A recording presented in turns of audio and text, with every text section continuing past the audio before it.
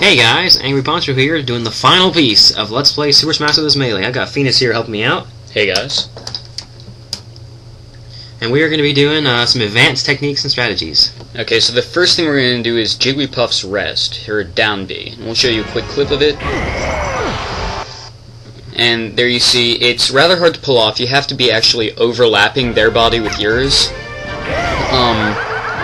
But it's got a hell of a knockback, does a lot of damage, and the second one shows kind of a combo into it. That's her side B, jump right into it, whereas the first one you saw, the straight run into it, you're rarely going to pull that off. Anyway. Next we have the Space Animal Killer, a great combo of Jigglypuff. Only works on Fox and Falco, but... So, you see grab, up throw, immediately jump up, bam, down B. Kills them from 0%. A lot of the time. Depends on the stage.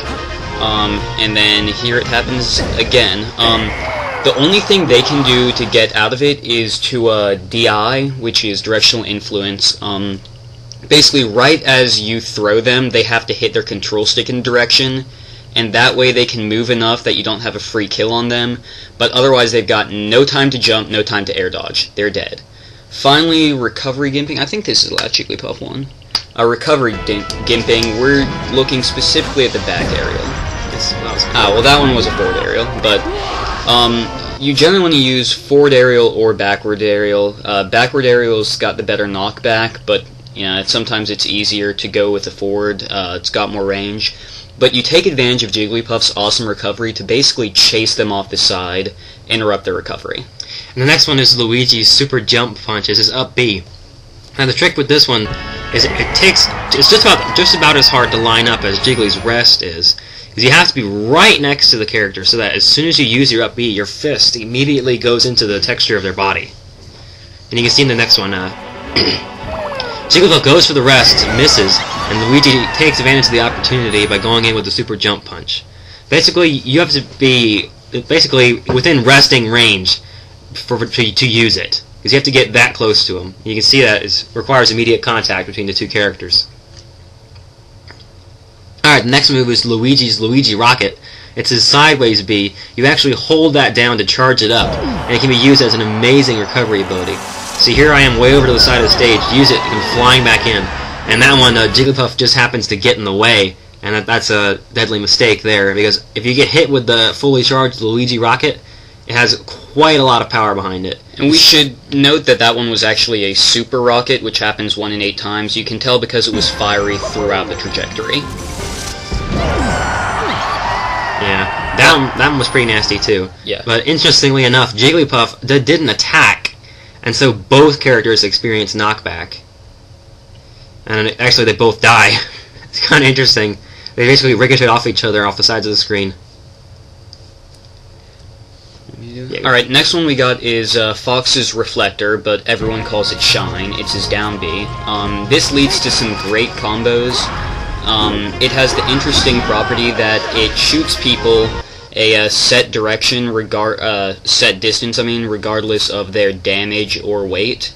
So it can do great combos that work on everyone, and can do this little number here.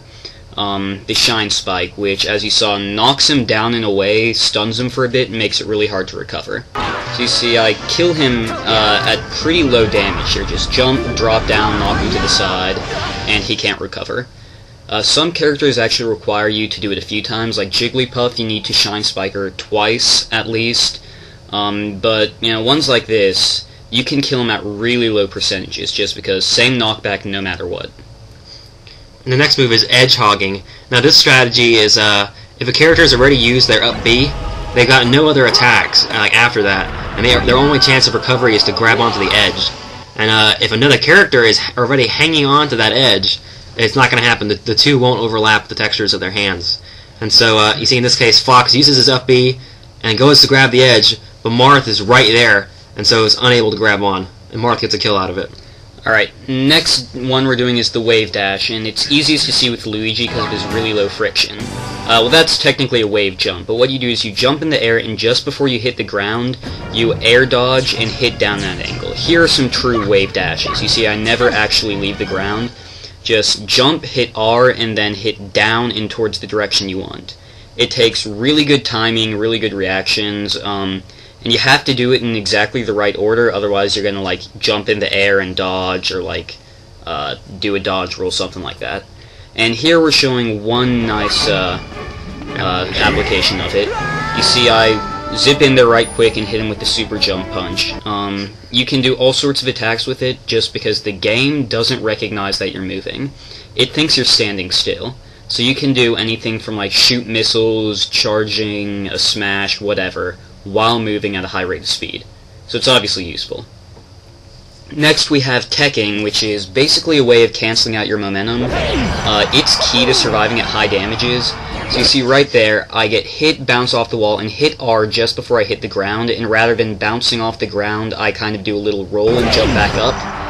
And there you see it again. This time I tech the other way. It's harder to see with Luigi because of his low friction.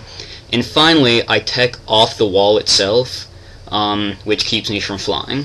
Yeah, that's the best way. And the next is wall jumping. You can do it with most characters. Some that are fat and slow can't do it.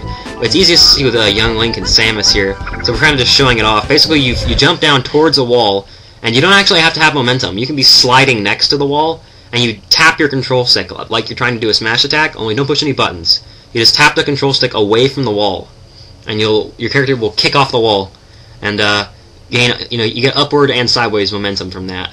And you can see Link is just going crazy, jumping back and forth. And you can do it as many times as you want, but the more times that you do it, the less vertical gain you get out of it. Alright, next we're doing L canceling, which is a crucial strategy at higher levels for any character. It's easiest to see with Bowser. So you see his back aerial involves him rolling on his back like an idiot. They get better each time, too. Yeah, the purpose of L canceling is you tap L just before you hit the ground to cancel out lag. So you see right there he hits and looks like he glitches back up rather than standing. Next we've got Wave Dash into Edgehog. Wave Dashing, one of its uses is to do a really quick Edgehog. So you see Fox, Wave Dashes right into it. Otherwise you're going to have to jump off the stage, turn around, and then do it. This lets you zip right on by. And now Samus's bomb jump. What you want to do is use down B twice in the air. Don't push the control stick any direction but down, otherwise you'll miss the bomb. The whole idea here is you drop the first bomb, it slows down your momentum. Drop the second bomb, and then just as the first one goes off, you're dropping the second one. And the explosion from the first bomb gives you momentum that you can use to then push to the side and get a little bit of a recovery arc out of it. You can see it here, it goes boop, and shoots Samus right up to the edge. Now, an interesting application of this is you can combo it with the grapple beam grab, which is when you get flying underneath the side of a stage, you can actually, and Fox uses his reflector there to actually block the thing that got in there unintentionally, but use the Z button to grab onto the side of the platform and then hit A to jump up and grab onto the edge. Very useful. And a lot of people find it helpful to actually air dodge before hitting Z because it stabilizes your momentum, makes your grapple more predictable, makes it go straight longer, and gives you an extra second of time to kind of hang there while you plan it out. Yeah. And sometimes if you're just beyond, you can air dodge towards the stage, which will give you a couple feet, I guess. I don't know how you measure stuff. Gets you a little bit closer. Gets you a bit closer, which can mean the difference between life and death. The next move is Samus's Meteor Cannon. It's a really nice spike, and a spike is just basically a move that shoots a character down off the side of the stage. So you see Samus meets Fox while he's charging up his up B and uses that Meteor Cannon. It's just the downward aerial, and it just has so much knockback, it just shoots Fox right off the bottom of the screen. He doesn't have any chance to recover. And lots of characters have spikes. Next we're going on to Falco's. Falco has one of the nicest and one of the easiest. It doesn't have the most knockback, but it more than does the job. You see he kind of does a little, it's hard to see in the fast motion, we'll see it in the slow-mo, but he jumps and does like a little spinny thing, which the great thing about it is that it lasts for a long time, it's easy to time, and there's a pretty nice hitbox on it. Lots of spikes, they're really hard to time because there's a delay, and they've got a small hitbox. This one, long-lasting, easy to time, and shoots them in a predictable direction. Like Marths, if you mess up, you can shoot them up or to the wrong side, back onto the stage, whatever. And now it's our high scores. This is actually sort of a challenging video. We want you guys to go out there and create a video response showing that you've got a better total time than us. So as you see here, we're scrolling through the times for our target test. Every character's been completed. We did them all in the Let's Play. And then we went back and actually did them again and again and got some better scores on all of them. And you can see that our total high score, that's all of the target test times added together, is 8 minutes and 32 seconds. That's pretty impressive. The next one is the Home Run Contest scores. Same goes for this. If you think you can beat us, post a video response proving it.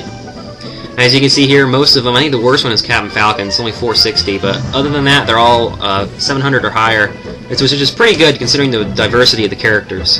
And as you can see, our total high score here for the Home Run Contest adds up to 22,451 feet. Again, that's a respectable score. So if you guys think you can beat it, post it up there. But that's the end of the Let's Play, so thanks Phenis for helping us out. Yeah, and one last thing, if any of you guys have any questions about techniques you'd like to learn, go ahead and comment, and we'll try and post a video of them for you guys. But until then, see you guys in the next Let's Play. Thanks for watching.